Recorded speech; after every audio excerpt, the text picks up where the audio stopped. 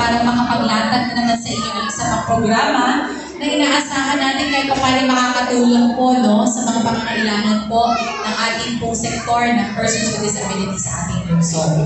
Naipaliwanag na po kanina ang nilalaman po ng ating pong MWell app. Nasundan niyo po bang lahat? Pag may mga katanungan po kayo, huwag po kayo mag-atubili na lumapit po sa ating pong PDAW office at sigurado po ako na i-entertain naman po nila kayo. So magpapasalamat muna po ako sa ating pong mga presidente. Nandito po si Ma'am Imelda Castor, Ma'am Cristina Garcia at Gia de los Reyes, ang ating pong mga opisyal ng Barangay Association of Persons with Disabilities in Taguig. Palakpakan po natin sila.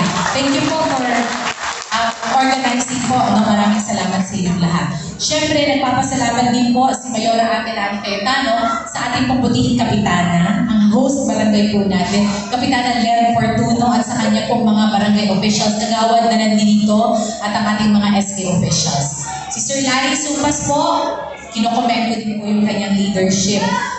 Sana po sa mga susunod po mga programa ng City of Taguig ay patuloy po na maging malinaw at bukas ang ugnayan natin. Malaking bagay po ang ating pagtutulungan, ang kooperasyon at ang partisipasyon po ninyo.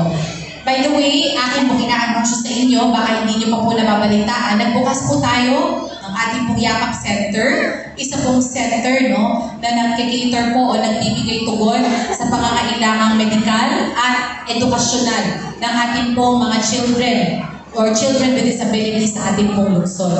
Isa lang po ito sa napakaraming mga programa na inilalatag ng ating pong PDAW office na lagi pong naghahatid ng mga programa sa ating pong mga kababayan. Ako po yung hihiling sa inyo ng patuloy po ninyong pakiisa at pagsuporta. Dito po sa Taguig, actually, with all humility, sa totoo lang naman po, kung ikukumpara po natin yung dalas ng mga programa po natin, grabe po talaga. Ang City of Taguig po, halos buwan-buwan, meron po tayong mga program. Sometimes, minsan nga, sa isang buwan, mga tatlong mga okasyon, maya't-maya, ibig sabihin, masigla po ang ating PDAW office at pagbababa ng mga programa natin. Kasi nga po, alam natin na sa isang pamilya na mayroong miyembro po na may kapansanan, grabe po ang hirap ng pagtataguyod para sa kanila. Sa totoo lang po. Mahirap financially, physically, emotionally, even mentally. Mabigat. Kaya po sa City of Taguig, yung pagiging loving at caring natin, hindi lang natin sinasabi. Ginagawa po talaga natin yun. Maya't-maya may mga programa. Maya't-maya meron pong mga okasyon. Lahat para makapagbigay ng lakas ng loob sa mga guardians, sa mga parents na nangangalaga po sa kanilang mga miyembro ng pamilya na may kapansanan. So ito po ang commitment ng inyong pamahalaang lungsod. Sana po ay nakikita ninyo yung effort natin. Kahit po ipagtanong natin sa mga kapitbahay nating syudad, mapapansin niyo po yan. Napakalimit, napakadalas ng mga programang binababa po natin para sa ating persons with disabilities. So, ang MWell app po ay isa na namang dagdag programa at benepisyo sa ating pong mga kababayang Taguigeno. Sana kayo ma-appreciate po nito. Ginagawa ko ng pamahalang lungsod ng Taguig ang lahat para po sana sa mga susunod pang buwan, Sir Larry, may mga dagdag good news ka pa para sa ating sektor ng PWD. Meron pa ba? Parang meron pa daw. Wait, there's more. So anyway, sana po lagi kayo nandyan sa mga paanyaya namin, yes? At hihiling na rin po ako sa inyo, si Mayora Lani Cayetano po ang gusto ko, makatulong ng gusto at makapagserbisyo, makapag-focus po sa paglilingkod sa inyo. Kailangan po ni Mayora Ate Lani Cayetano ng mga kasangga, ka-partner sa public service. Pumalo na po sa 1.2 milyon ang mga residente po natin sa Taguig. Sadyang mahirap ng patakbuhin ang lungsod natin. Kaya po sana, bibigyan niyo ako ng vice mayor at mga konsehal na tutulong kay Mayora. Pwede ho ba? Pwede ho ba isusolid niyo na? Wala na po kayong iiwan kahit isa sa kanila. Lahat na po sila. Alam niyo, sa Kongreso mahalaga din po ito. Magbibigay lang po ako ng linaw. Yun po kasi nakaupo ngayong kongresista. Ipinanalo po natin yun eh. Diba? Iniling ko po sa inyo, tulungan siya. Pwede po ba magsumbong ako sa inyo? Okay. Samantalahin ko na bago po ako umalis. Susumbong po muna si Mayora Ate Lani Cayetano. Kasi po, ito pong nakaupong kongresista natin, tinulungan natin hindi lang isa, kundi 4 na beses. 3 beses sa konseho. 1 beses walang laban niya ang kongresista. Pagkatapos po, ang ibabalik sa atin ay hindi pagbibigay ng buong suporta niya sa aking administrasyon. May kwento ko lang po sa inyo.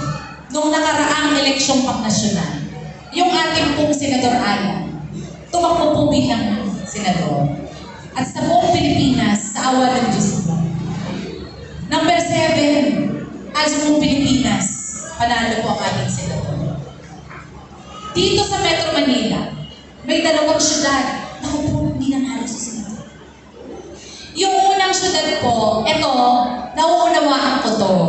Kasi ito po yung syudad ng kapitbahay po nating pinakamayamang city. Alam niyo naman po, di ba, nagkaroon po tayo ng issue sa teritoryo. Di natural po, ang emosyon, mataas. Kaya po doon, sa syudad na yon, hindi nakapasok sa Magic 12, si Senador Aya. Number 13. Pero okay lang po, kasi meron din tumakbo pagka-senador galing doon sa syudad na yon. Dito din naman sa syudad natin, number 13 din. Sasabi ng iba, okay lang naman po pala, it's a tie. Quiz lang po pala. So okay, naiintindihan po natin yun. Pero yung isang syudad, hindi ko mapapaliwanag at hindi ko maunawaan. Ito po yung syudad na pinanggalingan nung sinuportahan natin maging kongresista dito kung siya 3 beses. Yung kanya pong kapatid ang mayor to. Yung ama niya kongresista. Yung tumatakbong papalit sa amang kongresista. Kalain nyo hindi nakapasok sa number 12, sa Magic 12, number 13. Kayo po lumagay sa katayuan. Di ho ba? Pag nangangampi tayo, pinapanalo natin. Tama po? So siguro po naman naiintindihan niyo ako. Kung hindi ko na mabibigay ang pagtitiwala ko, dahil ang gusto natin, pag ikaw nakakampi sa amin, ikaw, tutulong ka. Paano ko natin mapapaliwanag yun? Di ho ba? Hindi ho maganda kakampi, tama? Kaya ho, linilinaw ko, ang kapartner ng Taguigueño, kapartner ni Mayora Lani Cayetano sa 2nd distrito, ang pangalan po, George Bocobo. Ano po? Narinig ko po isang beses, narinig ko po, napanood ko. Huwag na daw po kayo kay George Bocobo kasi baguhan. Lilinawin ko po ha, mula po nang ako ay magsilbi bilang mayor ng Taguig, kasabay ko na po, pumasok at tumulong sa aking administrasyon si George. Hindi pa ho siya dumadating sa Taguig, yung nakaupo ngayon dito. Nandiyan na po si George Bocobo. Dahan nga lang, hindi nakaharap sa inyo. Kasi ang assignment niya po ay siguraduhin, business-friendly yung syudad natin. Ibig sabihin po, tinutulungan niya ako para ang mga negosyante, investors natin pumasok sa Taguig kasi ang buwis na binabayad nila, yun po ang ginagamit natin sa pagsuporta sa mga programa, kasama po ang mga programa ng ating PWDs. Yun po ang totoo. No?